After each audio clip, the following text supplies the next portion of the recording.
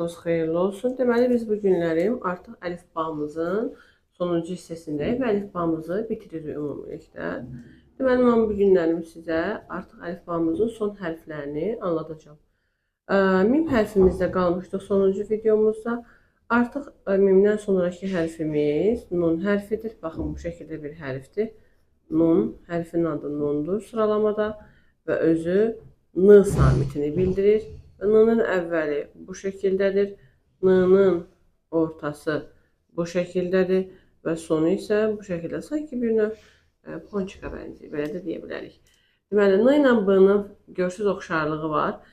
Sadəcə biz nöqtələri dərsin əvvəlindəki videolarımızda demişdik ki, nöqtələrə diqqət etməliyik. Çünki ərəb əlifbasında nöqtələrin önəmi böyükdür.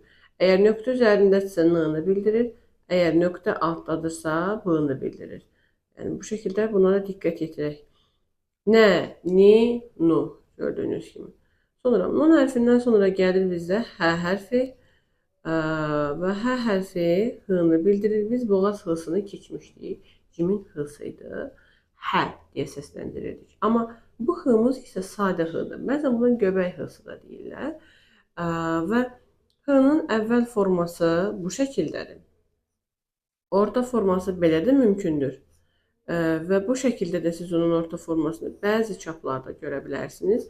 Eyni zamanda son forması bu şəkildədir və bu şəkildə də son forması olur. Yəni, özündən sonra birləşməyən hərflərimiz ki var idi bizim.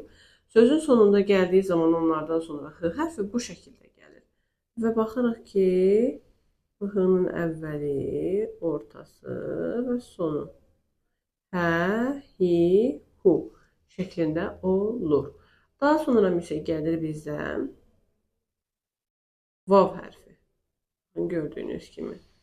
Vav hərfi v samitini. Amma vav diftong bir hərfdir.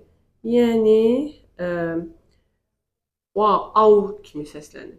Yəni, normalda v samitini dediyimiz zaman dişimiz alt dodağımıza dəyir. V. Yoxlayın. Dəyəcəyini görəcəksiniz. Amma biz ərəb dilində v dediyimiz zaman dişimiz dodağımıza dəymir. Və olmalıdır. Biraz məsafə olmalıdır. O zaman biz o hərfin tamamilə məxrəcindən düzgün bir şəkildə çıxartmış oluruq.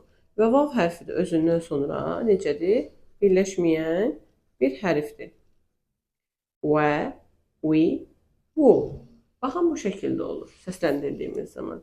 Daha sonra ən sonuncu hərfimiz yə hərfidir əlifbamızda. Yə hərfi y-ni bildirir. Baxın, bu şəkildə yazılır, sərbəst forması budur. Və y-nin əvvəli, y-nin ortası və bu da y-nin sonudur. Tə hərfi də y hərfinə bənzəyir. Sadəcə y-da nöqtə altdadır, tədə isə nöqtə üzərindədir. Və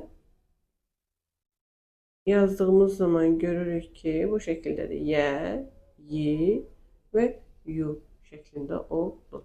Və beləliklə biz əlifbamızı artıq bitirmiş olduq. Burada deməli nun hərfimizdir. Nə, ni, nu. Daha sonra hə hərfimizdir. Sadə h-dır. Hə, hi, hu.